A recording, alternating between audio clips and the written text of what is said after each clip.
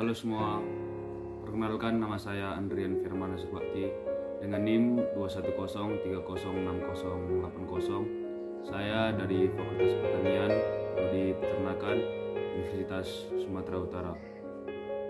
Baiklah, pada video kali ini saya akan menjelaskan sistem pencernaan pada ruminansia atau Tractus digestivus, di mana pada video kali ini saya untuk memenuhi tugas video saya yang ketiga pada mata kuliah anatomi dan fisiologi ternak yang dibimbing oleh Ibu Tati Widenasari SPT MP.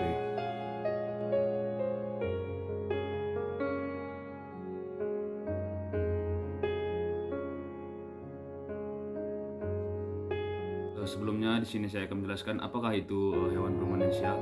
Hewan ruminansia adalah sekelompok hewan mamalia yang biasa memanah atau memakan dua kali atau dikenal dengan hewan mammalia. Hewan ruminansia adalah sekumpulan hewan ataupun pemakan tumbuhan yang mencerna makanannya dengan dua langkah. Yang pertama dengan menelan bahan mentah, kemudian yang kedua mengeluarkan makanan yang setengah dicerna dari perutnya dan mengunyahnya lagi. Contoh dari hewan ruminansia itu seperti sapi, kerbau, kuda, domba.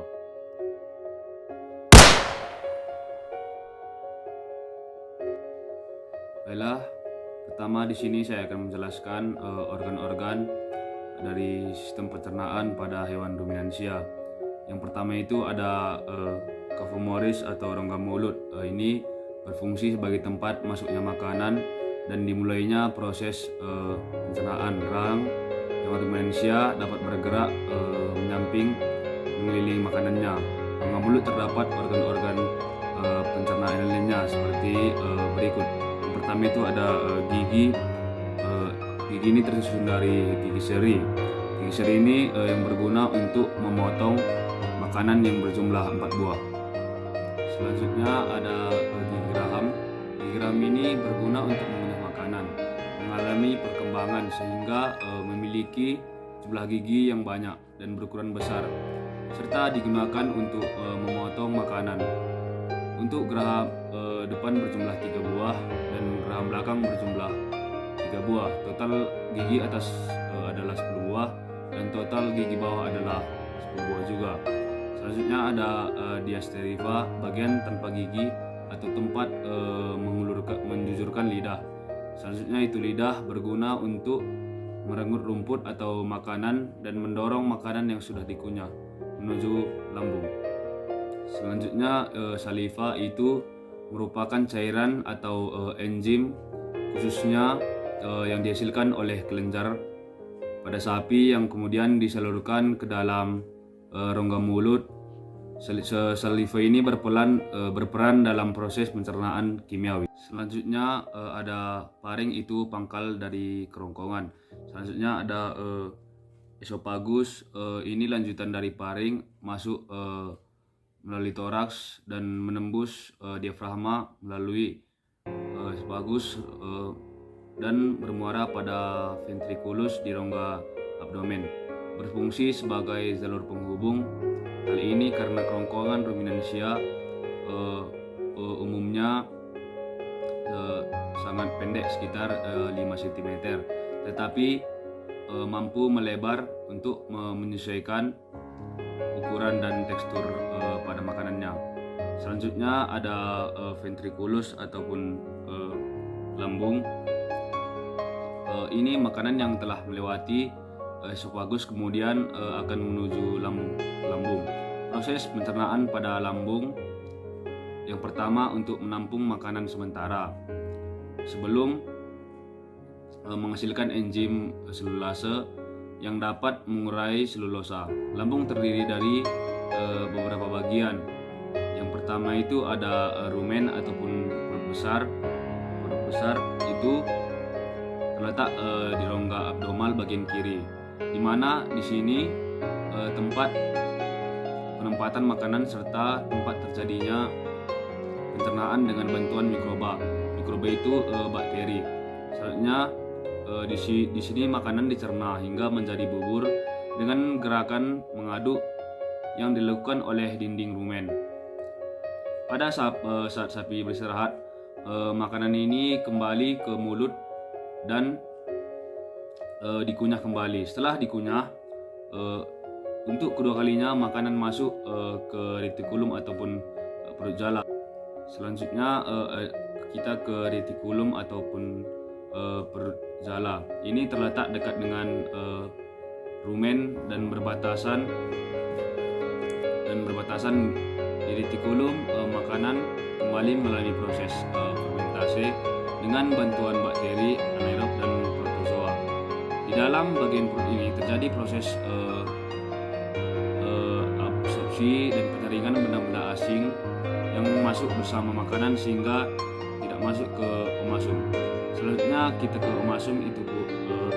Omasum itu perut kita di sini terletak di sebelah kanan retikulum dan di sebelah rusuk 7-11 dengan bentuk elipis. Di sini terjadi penyerapan paling banyak. Di dalam omasum makanan dicerna dengan bantuan enzim pencernaan. Selanjutnya makanan masuk ke dalam abomasum. Selanjutnya kita masuk ke abomasum ataupun perut masam.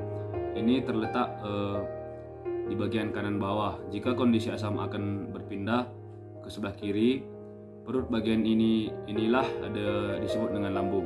Abomasum memiliki banyak HCl yang berfungsi untuk membunuh bakteri.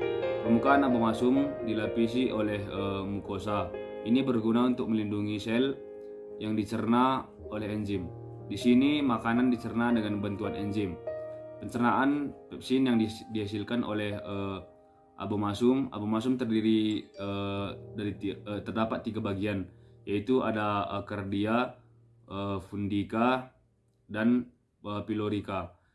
Di abomasum terjadilah pencernaan secara kimiawi dan enzimatis yang memungkinkan sari makanan dicerna dan dapat diserap dengan baik. Selanjutnya kita masuk ke intestinum tenue. Di sini berfungsi untuk menyerap sari-sari makanan yang telah diproses menjadi energi. Panjang usus halus pada sapi mencapai 40 meter.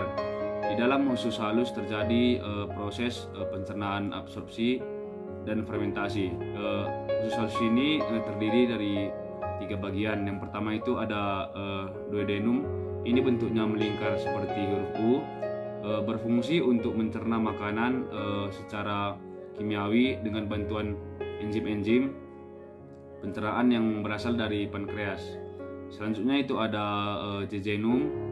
Ini lanjutan dari duodenum, berfungsi untuk melakukan pencernaan dan penyebaran berbagai komponen terutama air, karbohidrat, protein, dan vitamin serta komponen bersifat lipofilling. Selanjutnya ada ileum yang bermuara di cecum, berfungsi untuk menyerap komponen makanan yang tidak diserap oleh jejunum.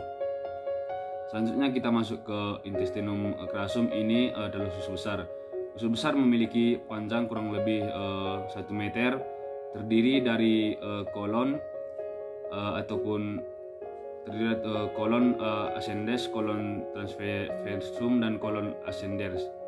Di antara usus halus dan usus besar terdapat juga usus buntu ataupun cecum. Dan pada bagian cecum terdapat benjolan kecil yang disebut appendix, berisi sel darah putih yang berperan sebagai imunitas. Fungsi usus besar digunakan untuk proses penyerapan air, melakukan penyerapan berbagai jenis vitamin, mengurangi kesaman, dan mencegah terjadinya infeksi. Selanjutnya kita ke rektum, bagian akhir dari usus besar.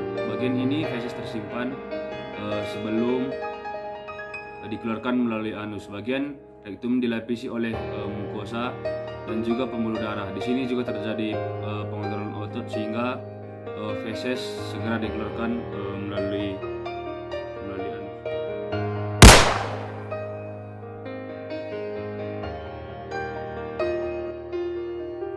Baiklah, selanjutnya di sini saya akan menjelaskan proses perjalanan pakan pada hewan ruminansia.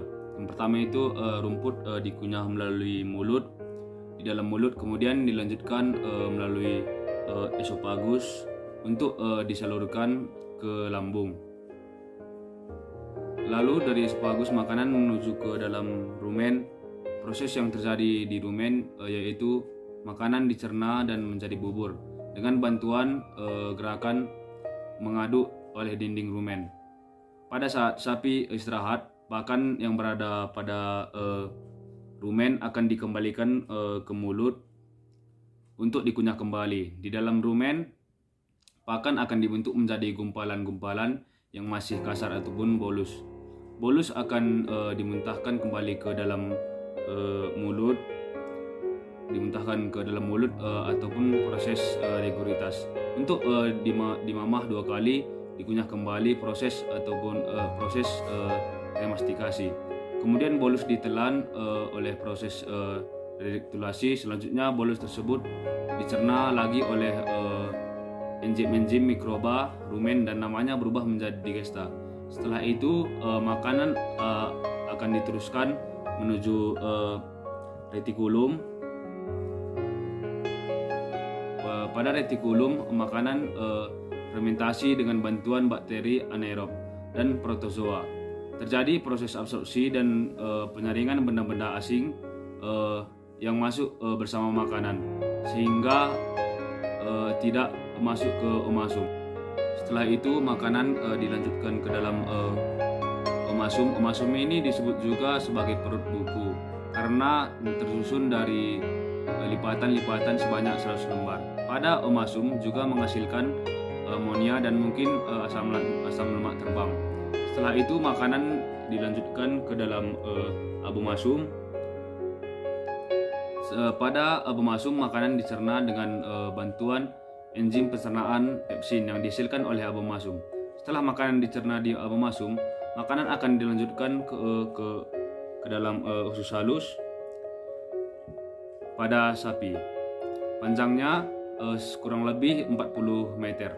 Pada usus halus terjadi proses absorpsi dan fermentasi. Selain itu terjadi juga penyerapan sari-sari makanan dan pada akhirnya akan dibuang melalui anus.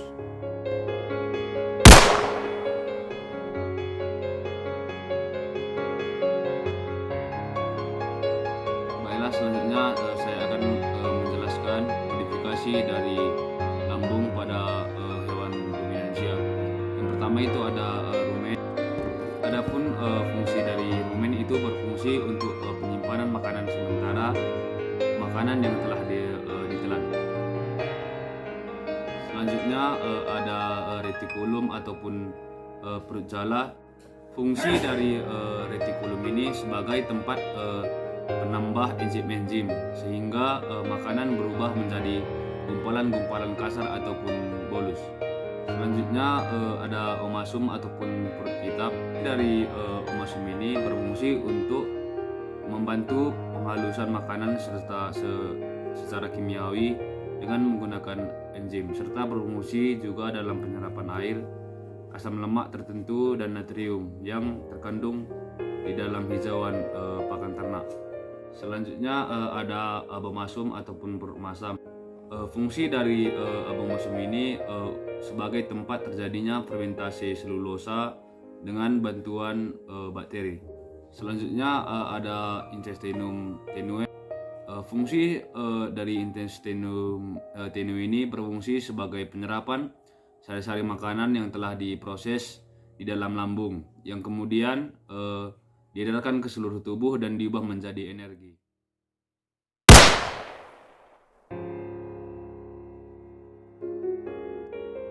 Baiklah, selanjutnya di sini saya akan menjelaskan mikroba pada lambung, di mana mikroba atau bakteri ini sangat berfungsi pada proses metabolisme pada sistem pencernaan pada hewan ruminansia. Adapun bakteri-bakteri yang dapat saya jelaskan beserta fungsinya.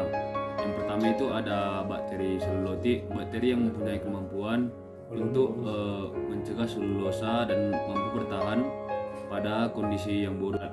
Selanjutnya ada bakteri proteolytik, mempunyai kemampuan untuk memecah protein, asam amino dan peptida Selanjutnya ada bakteri metanogenik, merupakan bakteri yang mengatabolisasi alkohol dan asam organik. Selanjutnya ada bakteri amilolitik, merupakan bakteri yang dapat memfermentasikan amilum. Selanjutnya ada bakteri lipolitik, merupakan bakteri rumen yang menghidrolisis lemak menjadi gliserol dan asam.